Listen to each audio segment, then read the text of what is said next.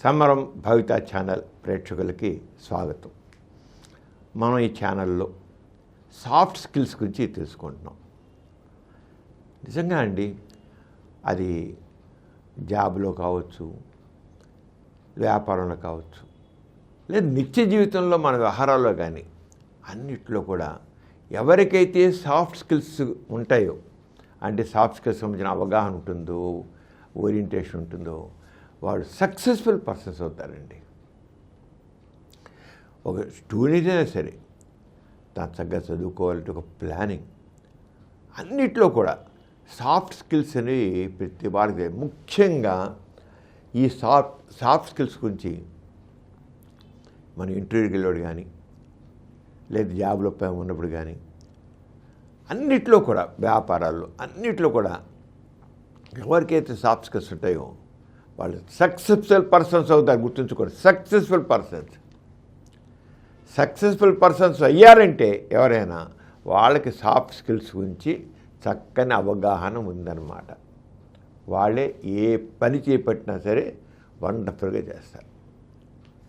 ఇప్పుడు మనం ఈ రోజున సాఫ్ట్ స్కిల్స్లో డీటెయిల్ ఓరియంటెడ్ అనే సాఫ్ట్ స్కిల్ గురించి.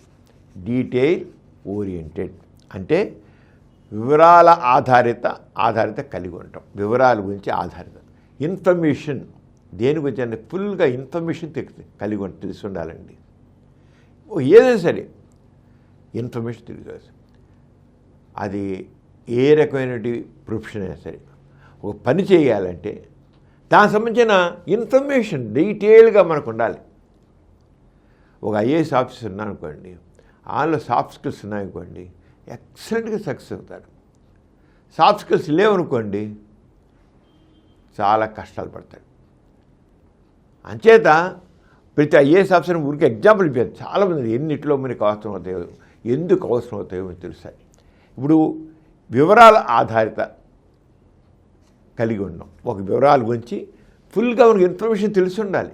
మీరు ఒక పని చేస్తున్నారంటే దానికి ఇన్ఫర్మేషన్ ఫుల్గా తెలిసి ఉండాలి. ఏ పని చేపడుతున్నారో చేపడుతున్నారో, లేదా జాబ్ టేకప్ చేస్తున్నారో దానికి అక్కడున్న వివరాలన్నీ తెలిసి ఉండాలి. వివరాల ఆధారిత స్పష్టంగా అంత కంప్లీట్ తెలుసు. అది గుర్తుంచుకోండి. ఇది ఏమిటంటే డీటెయిల్ ఓరియంటెడ్ సాఫ్ట్ స్కిల్స్లో ఆ వ్యక్తిలోని సామర్థ్యాలని, అలాగే విశ్లేషణ సామర్థ్యాన్ని, ఒక విషయాన్ని తీసుకుని విశ్లేషణ చేతవాలి. విశ్లేషణ సామర్థ్యాన్ని, సూక్ష్మ సమస్యలని పరిష్కరించే సామర్థ్యాన్ని తెలియజేస్తుంది. డీటెయిల్ ఓరియంటెడ్ అనేది ఏంటంటే ఆ వ్యక్తిలో సామర్థ్యాలని, ఎవరైనా సరే వీడు చక్కని వ్యక్తిరా, వీడికి చక్కని ఇన్ఫర్మేషన్ ఉందంటే అక్కడ దాంట్లో ఏంటి అతను ఒక సక్సెస్ఫుల్ పర్సన్ అవుతాడు. అతని సామర్థ్యాలు కానీ, విశ్లేషణ సామర్థ్యం కానీ, సూక్ష్మ సమస్యలను కానీ పరిష్కరించే సామర్థ్యాన్ని తెలుస్తుంది. దీనివల్ల దేని గురించైనా యాక్యురసీ తెలుసుకోవడం ఉంటుంది. ఎవరైతే డీటెయిల్ ఓరియంటెడ్ సాఫ్ట్ స్కిల్ ఉంటుందో వాళ్ళ ఖచ్చితత్వం ఉంటుంది. ఒక పని టేకప్ చేస్తే అది సక్రమంగా జరుగుతుంది, ఖచ్చితంగా జరుగుతుంది.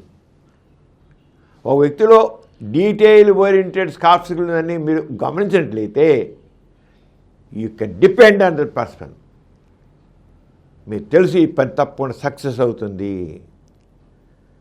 అతనికి తప్పకుండా చేయగలుగుతాడు, దానిలో ఖచ్చితంగా అతను సక్సెస్. ఎలా చెప్తాడంటే అతనిలో ఆ సామర్థ్యం ఉంది, విశ్లేషణ సామర్థ్యం ఉంది, చక్కని సూక్ష్మంగా ఆలోచించే సామర్థ్యం ఉంది, ఇవన్నీ.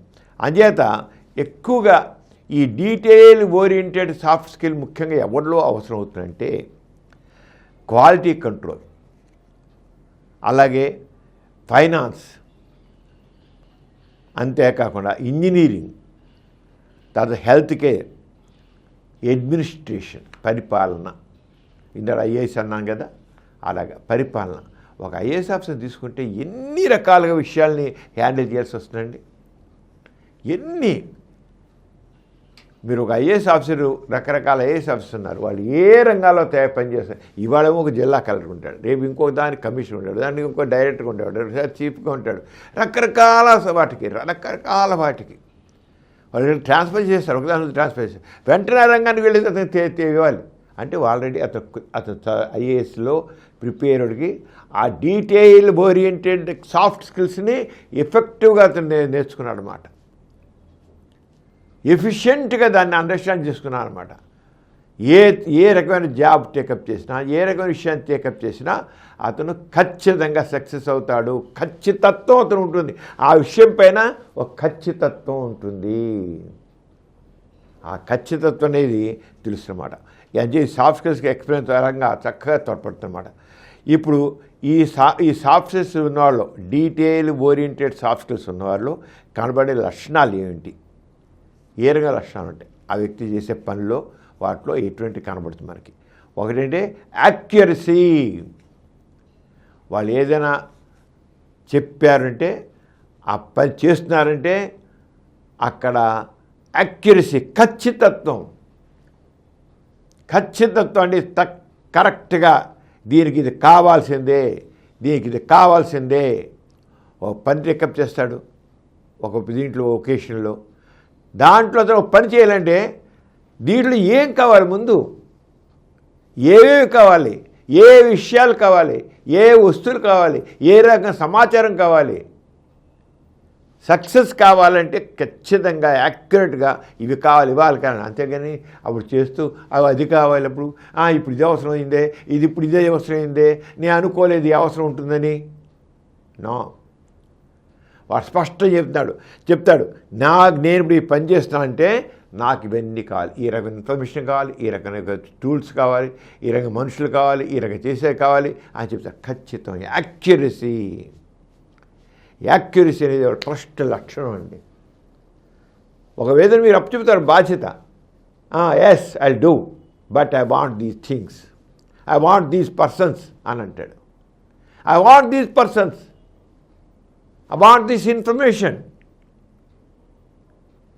అది ఉన్నప్పుడే ఖచ్చితంగా ఉంది. అంచేతత్వంలో ఖచ్చితత్వం ఆ ఉంటేనే, లేకపోతే హ్యాండిక్యాప్, లేకపోతే అలాగే ఉంటుంది. ఏది కావాలో తప్పకుండా కరెక్ట్గా కావాలన్నమాట. అంచేత ఇవి అది కాకుండా ఒకసారి వచ్చిన తర్వాత కచేరీ ఒకసారి ఇచ్చేసాను కదా, మళ్ళీ పని మొదలెట్టేప్పుడు ఇవన్నీ ఉన్నాయా లేదని డబల్ చెక్ చేస్తాడు. మళ్ళీ ఒకసారి కాదు, పని మొదలెట్టే ముందు వీటన్నిటిని చెక్ చేస్తూనే ఉంటాడు, డబల్ చెక్ చేస్తుంటాడు. ఖచ్చితత్వం, అప్పుడే వాడు సక్సెస్ అవుతాడు.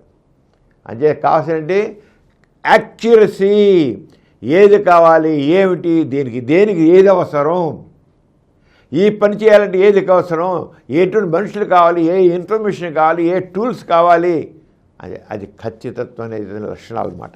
ఇంకోటి ఏంటి, thoroughness. Nothing is overlook.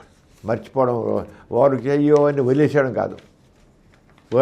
Overlook చేయలేరు. పోన్లే ఇది వదిలే అనుకుంటే, పోన్లే అనుకుంటే ఇది వదిలితే అదే మెయిన్ అవుతుంది. చాలామంది పోన్లే చూద్దాంలే అనుకుంటే, చూద్దాంలే కాదు, చివరికి అక్కడ అడ్డుపడిపోతుంది, బ్రేక్ పడిపోతుంది. ఇక పనిలో బ్రేక్ పడుతుంది. అంచేది ఓవర్లుక్ చేయడం పనికిరాదు. ఓవర్లుక్ సర్వీస్ కాదు, ఓవర్లుక్ చేయడం ఉండదు. ఏది అవసరం అంటే అవసరమే. పోనీలే, ఇది తప్పించుకున్నాంలే, అది విలేద్దాంలే, అది లేకపోతే చూసుకుందాంలే, జరగదు పని. అది ఉంటేనే అవుతుంది.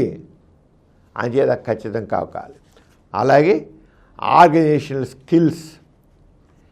ఇవాళ ఆర్గనైజేషన్లో well structured system, managing information.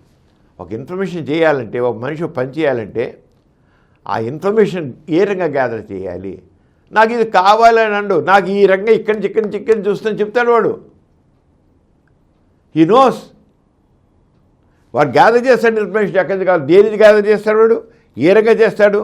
అంచేత వాడు ఫోకస్ ఉంటుందన్నమాట. చాలా ఓపు ఉంటుంది.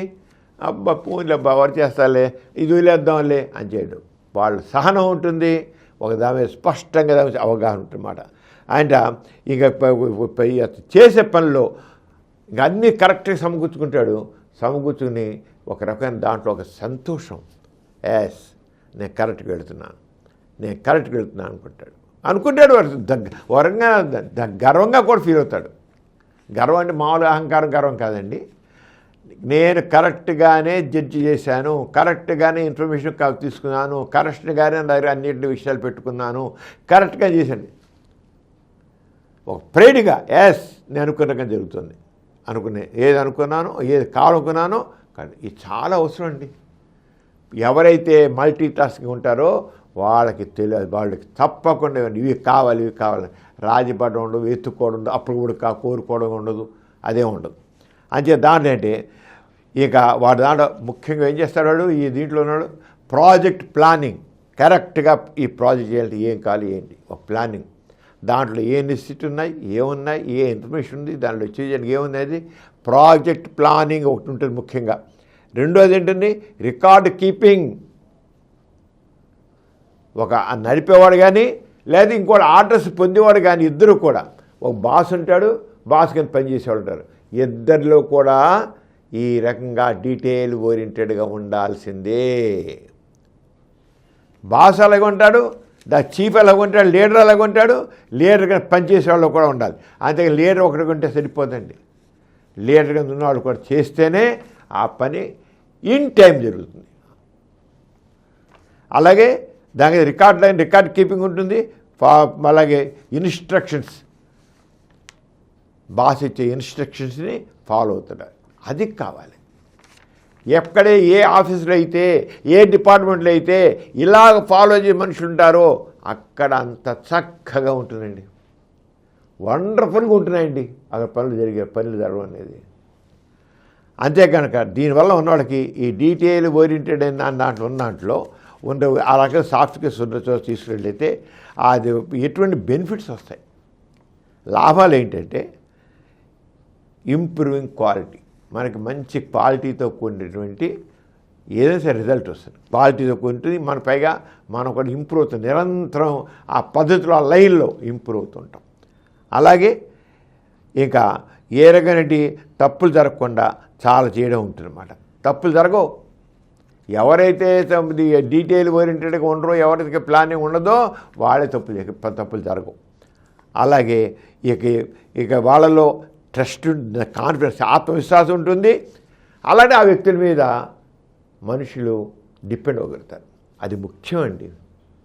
ఒక బాస్ ఉన్నాడు లేదా ఒక ప్రాజెక్ట్ చీఫ్ ఉన్నాడు, వాడు కింద ఉన్నవాడు డిపెండ్ అవ్వాలంటే ఆ కింద ఉన్న వ్యక్తి కూడా ఇప్పుడు చెప్పినట్టు డీటెయిల్ ఓరియంటెడ్ ఉండకపోతే, వాడికి రకం లేకపోతే ఇంకా జరగదు.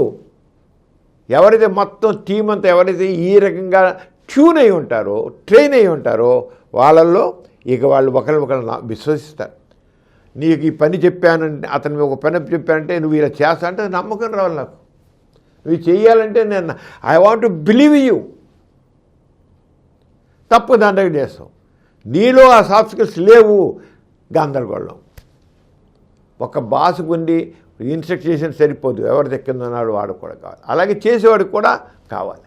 అయ్యో నేను అనుకోలేదు ఇది ఇలా అయ్యిందే అనుకుంటారు. ఇప్పుడు పనులు సరిగ్గా జరగకపోవడంలో ఏ విషయంలో సరే పనులు జరగకపోవడం అంటే ఆ బాస్కి సరైన డీటెయిల్ ఓరియంటెడ్ సాఫ్ట్ స్కిల్ ఉండదు, ఆ పని చేసేవాడికి అసలు ఉండదు. ఇంకా చూడండి గందరగోళం కాకపోతే ఇప్పుడు జరిగేదంతా అంతే. అందుకని ఇప్పుడు మీరు గవర్నమెంట్ హారాలు మీరు చూసినట్టయితే చాలా డిపార్ట్మెంట్లో ఆ పిఎం గారు చెప్తారు, ప్రాంత ప్లానింగ్ చేసి చెప్పేస్తారు, ఆయన కింద జరగదే. ఎందుకు జరగదు? అక్కడ ఎవరైతే పని చేస్తున్నారో ఆ పని చేసేకి డీటెయిల్ ఓరియంటెడ్ సాఫ్ట్ స్కిల్స్ లేవు. మొత్తం పై కిందాక ఆ డీటెయిల్ ఓరియంటెడ్ సాఫ్ట్ స్కిల్స్ వల్ల ఉన్నప్పుడే సక్సెస్గా ఇంప్లిమెంట్ అవుతుంది, లేదా అవదు.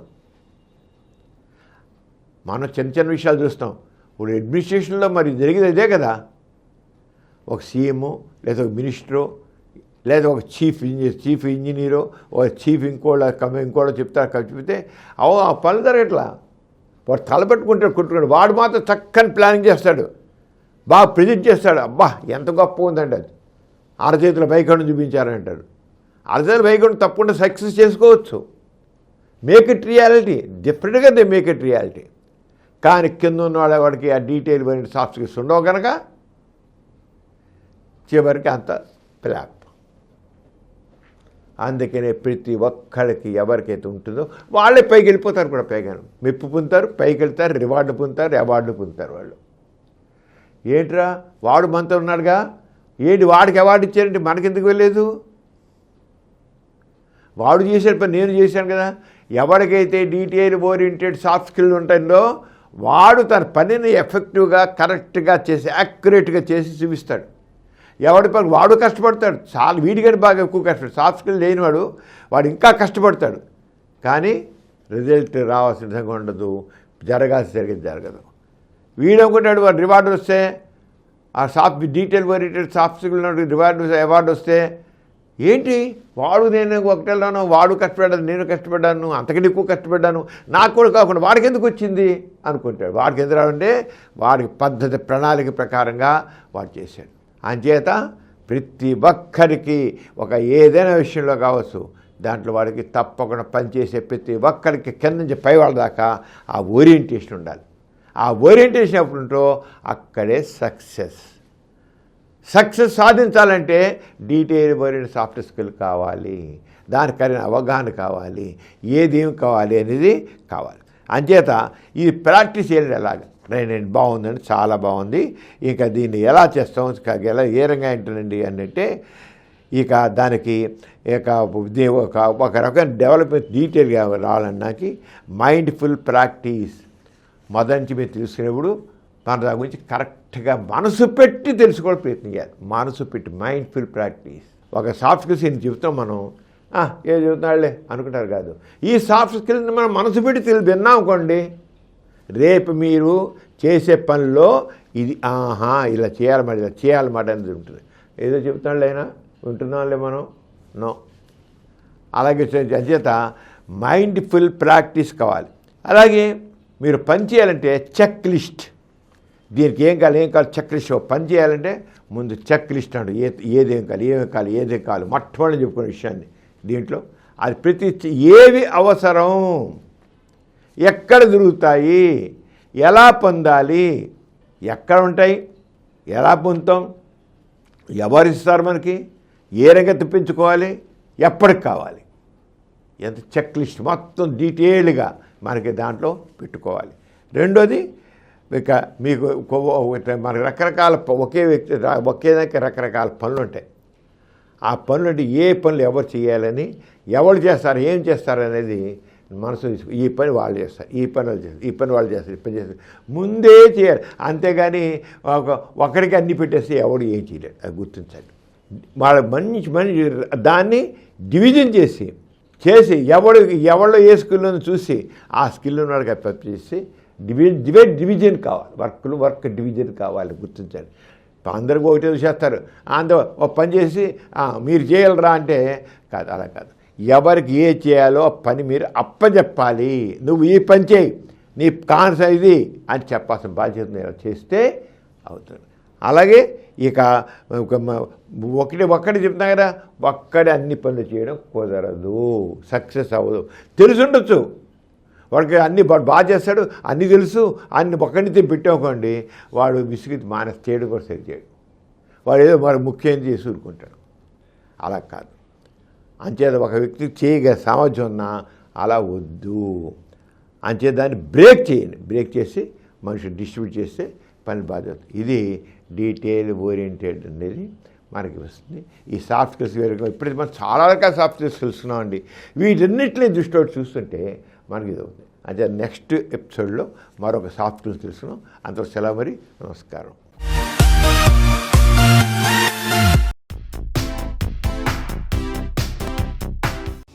ఈ కార్యక్రమం మీకు ఎంతో నచ్చింది కదా.